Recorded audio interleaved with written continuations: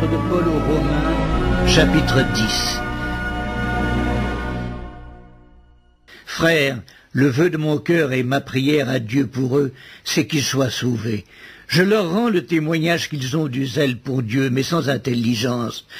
Ne connaissant pas la justice de Dieu et cherchant à établir leur propre justice, ils ne se sont pas soumis à la justice de Dieu, car Christ est la fin de la loi pour la justification de tous ceux qui croient. En effet, Moïse définit ainsi la justice qui vient de la loi. L'homme qui mettra ces choses en pratique vivra par elles. Mais voici comment parle la justice qui vient de la foi.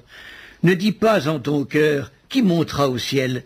C'est en faire descendre Christ. Ou qui descendra dans l'abîme? C'est faire remonter Christ d'entre les morts. Que dit-elle donc? La parole est près de toi dans ta bouche et dans ton cœur. Or, c'est la parole de la foi que nous prêchons.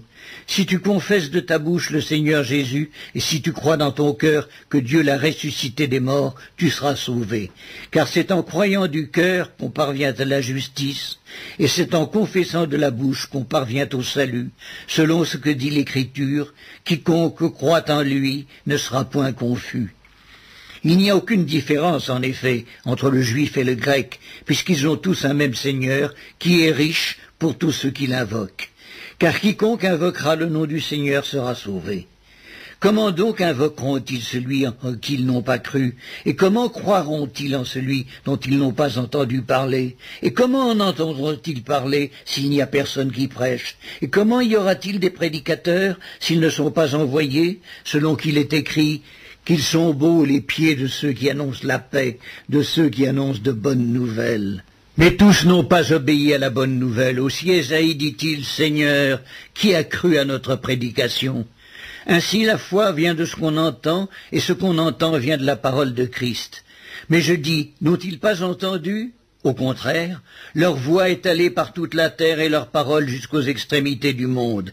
Mais je dis, Israël ne l'a-t-il pas su? Moïse le premier dit, j'exciterai votre jalousie par ce qui n'est point une nation, je provoquerai votre colère par une nation sans intelligence.